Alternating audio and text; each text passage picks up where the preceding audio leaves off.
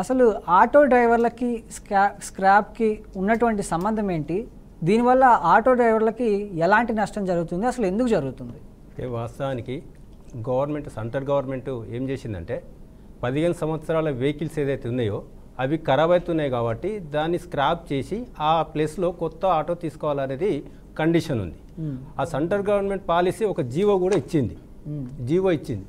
GO ఏం చెప్తుందంటే tender విధానం. ఇప్పుడు 10 ఎకరాల స్థలం ఉండాలి, అక్కడ గ్రౌండ్కు అన్ని మిషన్లు ఉండాలి. ఇంత పర్ఫెక్ట్గా తయారు చేసిన తర్వాత ఒక పాలసీని తీసుకొచ్చి దాన్ని ఒక టెండర్ విధానం ప్రకటిస్తుంది. కానీ ఇక్కడ టెండర్ అనేది లేకుండా ఇల్లీగల్గా అది స్క్రాప్ చేయడం జరుగుతుంది.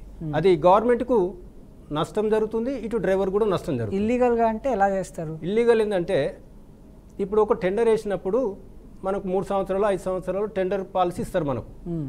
మనం ఏం చేస్తామంటే ఆ పాలసీ టెండర్ తీసుకున్నప్పుడు గవర్నమెంట్కి ఇంత కడతాం రుసుము కట్టి మిగతాది ఆటో స్క్రాప్ చేస్తాము. ఆ ఓనర్ కూడా మేము ఇంత అంతో అతనికి లబ్ధి కూరుతుంది. కానీ ఇక్కడ రెండు ఏది జరగట్లేదు. కానీ సొంతంగా అక్కడ ఉన్న అధికారులు ఏంటంటే వాళ్ళ సలహా కోసమే వాళ్ళ తన మనసులో పెట్టుకొని స్క్రాప్ చేయించుకుంటారు. ఎవరు? ప్రభుత్వ అధికారులు, ఆర్టీఓ అధికారులు. ఇక్కడ వేరే వాళ్ళు వారు కదా, స్క్రాప్ వారికి పోయేది ఇన్స్పెక్టర్లు ఆర్టీఓ వాళ్ళే పోతారు. వాళ్ళ కన్సర్న్లే నడుస్తుంది కదా.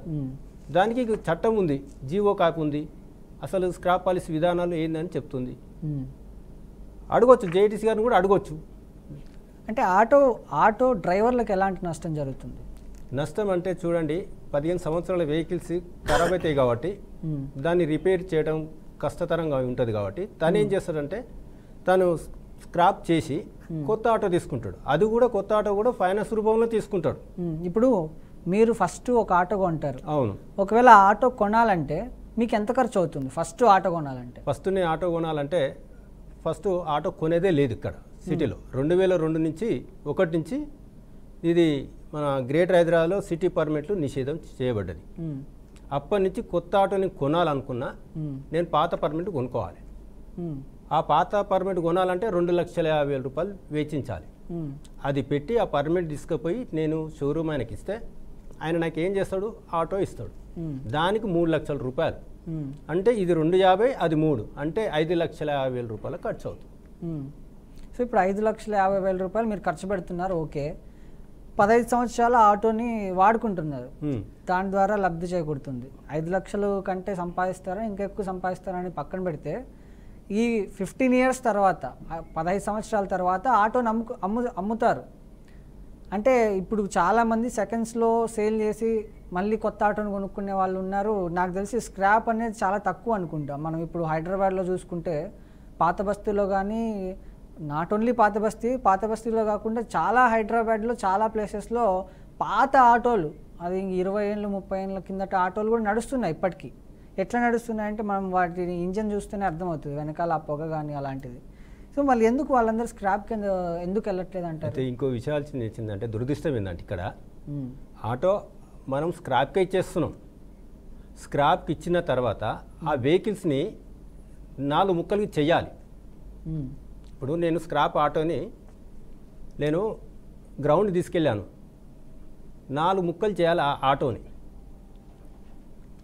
కానీ చేయకుండా చేసినట్టుగా చూపిస్తున్నారు. ఇప్పుడు ఆటో స్క్రాప్కు పోతుంది గ్రౌండ్కి, దాన్ని 4 ముక్కలకి చేయాలి అధికారులు.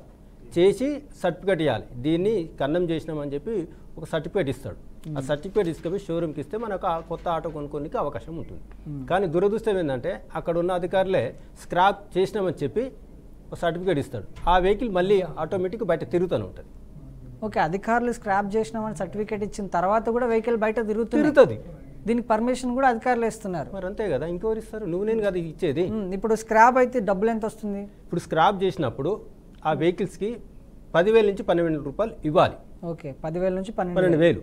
అంటే అక్కడ గవర్నమెంట్ ఫీజు ఏం కట్టుకుంటారు పోగా కనీసం 8,000 రూపాయలన్నా డ్రైవర్కి యజమానికి రావాలి. కానీ 1,000-1,500 ఇచ్చి డ్రైవర్ 2 విధాలుగా కూడా ఆలోచించవచ్చు. ఎలా ఆలోచించవచ్చు అంటే ఇప్పుడు స్క్రాప్కి ఇచ్చారనుకోండి 10,000 12,000, మీరు అన్నట్టు అధికారులకు పోయినా 8,000 వస్తుంది అని చెప్తున్నారు. ఇప్పుడు అదే 8,000 ఇచ్చి స్క్రాప్కి పెట్టే బదులు సెకండ్స్లో అమ్ముకుంటే నేను 20,000 తీసుకోవచ్చు కదా అని ఆలోచిస్తాడు కదా. కొంతమంది అది 99% ఆలోచించారు. ఎందుకంటే మళ్ళీ గదే వెహికల్స్ ఉంటుంది, గదే మెకానిజం, గదే ఖర్చు, గదే ఉంటుంది. అదే కొత్త వెహికల్ తీసుకున్నాను అనుకో 3 సంవత్సరాలు హాయిగా కారబార్ చేసుకుంటాడు కదా. మళ్ళీ పాత వెహికల్స్ కొనుక్కొని మళ్ళీ బాధపడాడు కంటే ఎందుకు? అదే ఫైనాన్షియల్ తీసుకుని అదే చేస్తాడు కదా. సో ఇప్పుడు మీరు అన్నట్టు ఇప్పుడు 20,000కు ఇప్పుడు 8,000 వస్తుంది అంటున్నారు. అంటే ఆ 8,000 డ్రైవర్కి ఇవ్వకుండా అధికారులు తింటున్నారనేదా? మరి అంతే కదా.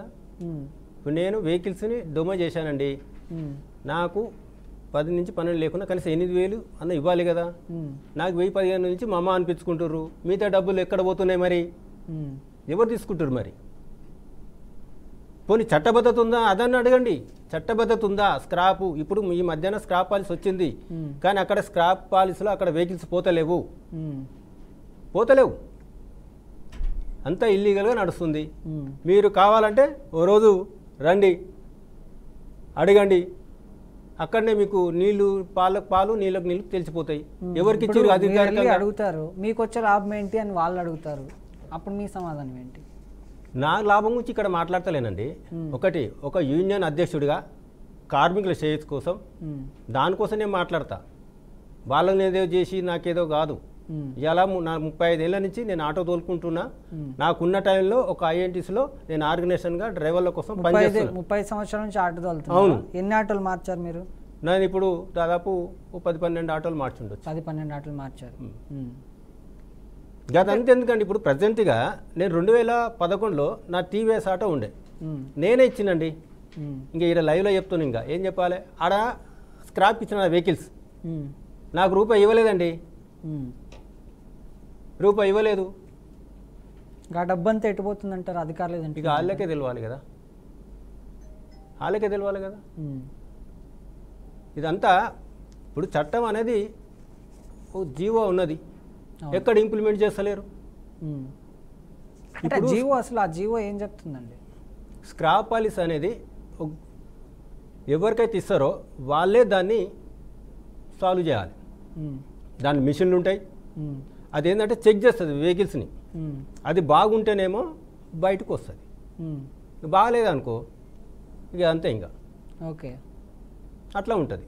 ఇంకో అవకాశం ఏంటంటే గవర్నమెంట్ కూడా ఫెసిలిటీస్ ఏమిచ్చిందంటే 15 సంవత్సరాల బండ్లని చాలామంది గరీబోళ్ళు ఉంటారు, వాళ్ళకి ఏం చేసిందంటే గవర్నమెంట్ ఒకవేళ 15 సంవత్సరాలది మేము స్క్రాప్ చెయ్యం, 15 సంవత్సరాల వెహికల్స్ మీరు అన్నట్టుగా 15 సంవత్సరాల వెహికల్స్ నేను స్క్రాప్ చేయను అనుకుంటే దానికి ఫైన్ ఉంటుంది. ఏది? గ్రీన్ ట్యాక్స్ అని ఉంటుంది. గ్రీన్ ట్యాక్స్ అని ఒకటి వస్తుంది, 4,000 చిల్లర వస్తుంది. ఓకే, అది కట్టుకుంటే నీకు మళ్ళా 2 ఏళ్ళు 3 ఏళ్ళు నడుపుకోనికి అవకాశం ఉంటుంది.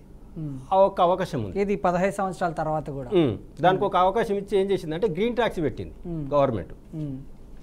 అట్లా ఎవరన్నా ఆర్థికంగా ఇబ్బంది ఉన్న వాళ్ళు అట్లా చేసుకుంటారు. ఇక మామూలుగా ఏదో ఎందుకు లేదు అంతెందుకు అనుకున్న వాళ్ళు ఏం చేస్తారంటే వాళ్ళు ఇట్లా కొత్త బండి పాత బండి స్క్రాప్ చేసి కొత్త బండి తీసుకుంటారు. ఓకే.